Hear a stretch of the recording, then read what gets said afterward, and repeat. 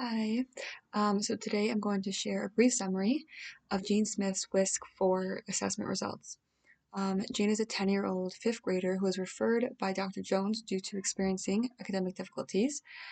This evaluation helps us understand her cognitive strengths and weaknesses so we can better support her educational needs. So Jane's full scale IQ is 97, which places her in the average range. She's functioning at about the 42nd percentile compared to peers her age. This means her overall intellectual ability is solidly average. Her verbal reasoning skills are also average at the 61st percentile, and her nonverbal reasoning abilities are average also at the 55th percentile. So overall, Jane has a cognitive capacity to succeed academically. However, the assessment revealed two significant weaknesses that directly relate to her academic struggles. So the first one is her working memory index is in the low average range, only in the 18th percentile.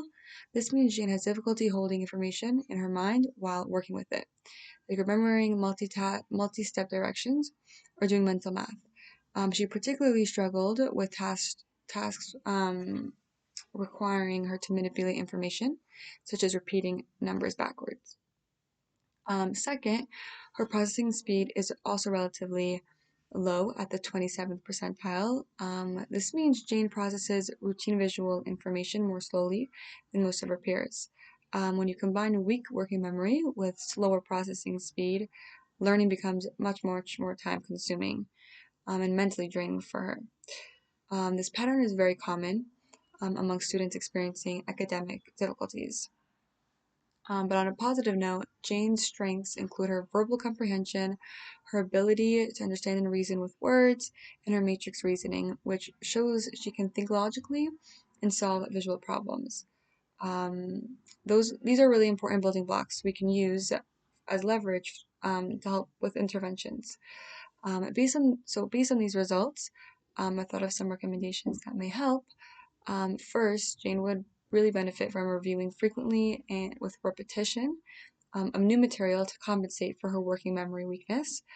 And we should encourage her family and teachers to review information with her regularly and provide positive reinforcement. Second, Jane may need extended time on assignments and tests to accommodate her slower processing speed. But no, she's not less capable. She just needs more time to process information accurately.